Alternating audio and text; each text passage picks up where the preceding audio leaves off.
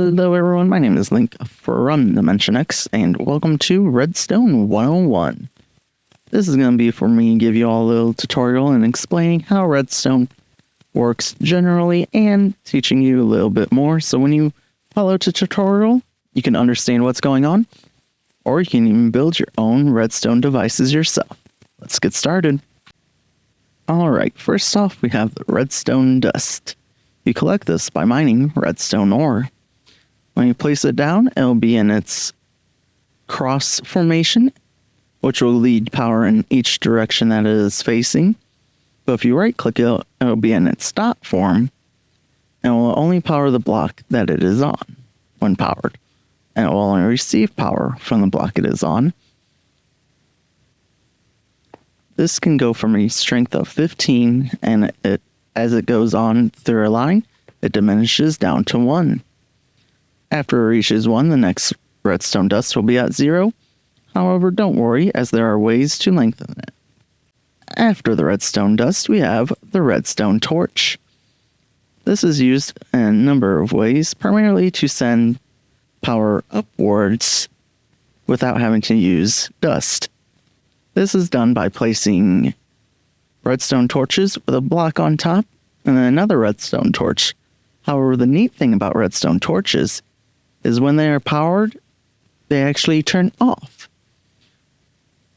So if there is a redstone torch below this block, this redstone torch would be in its off state and not power anything.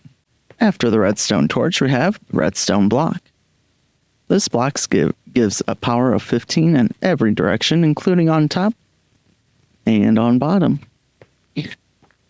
This block, unlike the redstone torch, does not turn off. However, it can be moved with something we will be talking about later. So if you remember me mentioning that redstone dust runs out, well, with the redstone repeater, you can make it so it doesn't. When power comes in on this side, no matter what strength, power of 15 comes out on this side. And you can even add a delay. It naturally has a 1 tick delay. You can give it 2, 3, or 4 tick delay, which is useful when you need to activate something in one area and run to another area before it turns on. After the repeater is the most complicated redstone piece we'll be talking about today, the comparator. The comparator compares redstone signals. And on this side, it can even read a signal from a inventory, such as a chest or hopper. It'll read whatever level, and they do have set levels for how many items are within that inventory. And if you run power into either side, it'll compare it, and if they are equal to each other, if the power from here is equal or greater than this power, it'll then send power out of here equal to that power.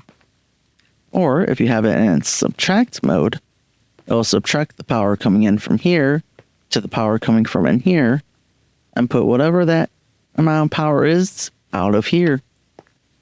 I don't use it too often, but it can be useful on occasions.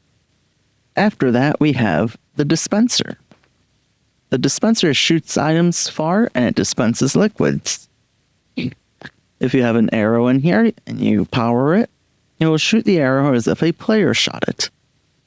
This can be used to activate things randomly or give you a random item, as it chooses from one of these 9 slots randomly.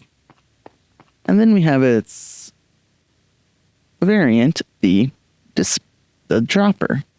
The dropper drops items right near them, so it doesn't shoot them. So if you need to take items from an inventory, such as a chest, and drop them right in front of wherever it is, the dropper is your better bet than the dispenser, because it doesn't shoot them far, however, it also doesn't dispense arrows. It just drops them right here, so you're less likely to accidentally injure yourself. I speak from experience. After that, we have the piston. The piston will push 12 blocks forward when powered by 1 block. And then when it retracts, those blocks stay there. If it tries to push 15 or 13 blocks, it will be unable to do so. And it'll stay stationary like this. And then we have its variant, the sticky piston. Unlike the regular piston, when it retracts, it pulls back the one block that's attached to. It will not move any blocks past that. However, there are ways to get around that we'll talk about in later episodes. Now we have the pressure plates. The pressure plates have 4 different variants: the wood, the stone, the light-weighted, and the heavy-weighted pressure plates. The wood pressure plate detects all entities and all items, and always gives off a strength of 15 to any redstone outputs. The stone only detects entities and also has a strength of 15. The light-weighted pressure plate detects all entities and items, and its strength is based on how many items and entities are on it. So if I have 15, it'll give 15. If I only have 1, though, it'll only give a power of 1. The heavy-weighted pressure plate detects all entities and items, and its strength is based on 10 counts. So for every 10 items or entities on it, it'll give a power of 1. So if there were 20, it would give 2, 50, 5, and so on and so forth. Next, we have the lever.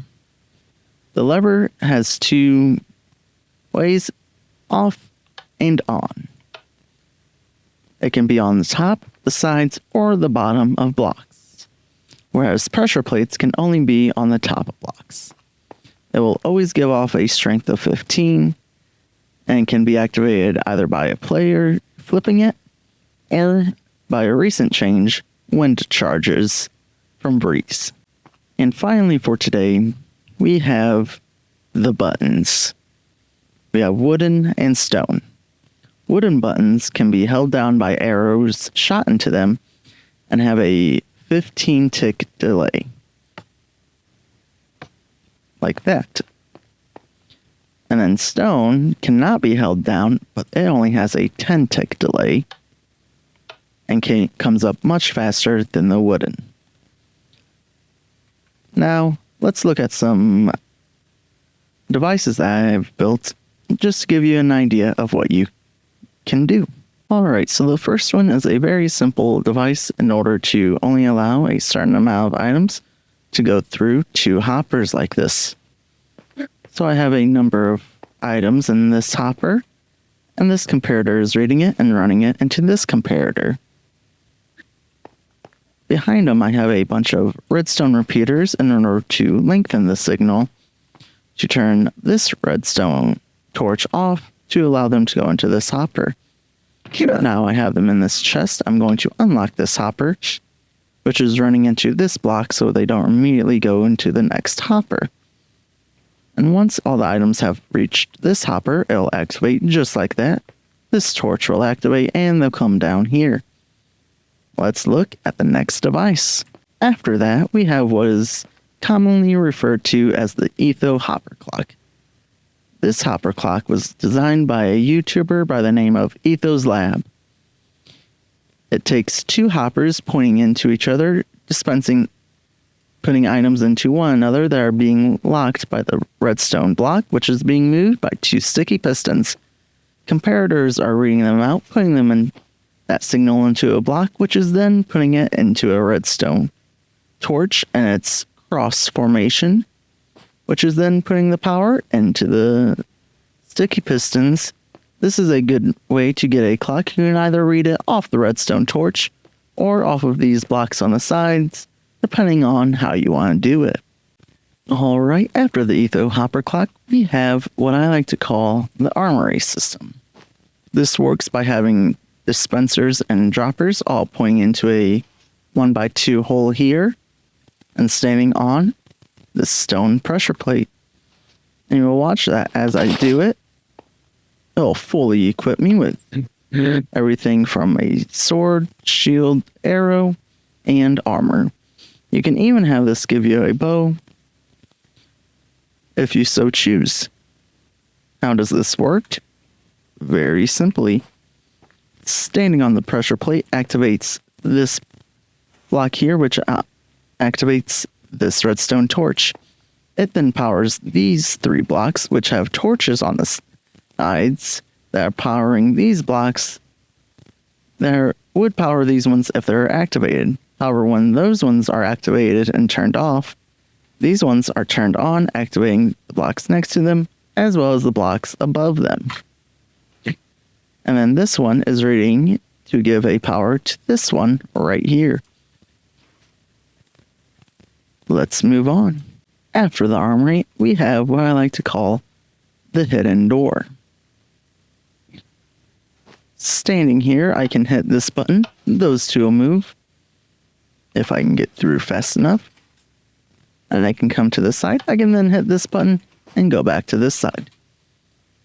This system is very simple.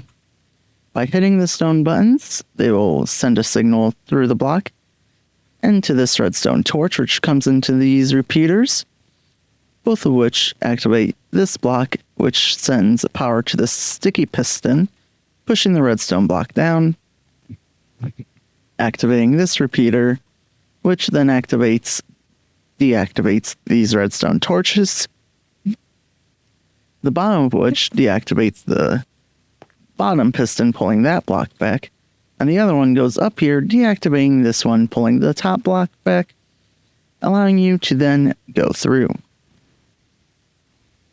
All these systems are very simple and very easy to build. I highly recommend that you build them, take a look at them, and come up with some ideas of your own. Mine has been Link. Thank you all for watching. If you enjoyed this video, please hit the like button.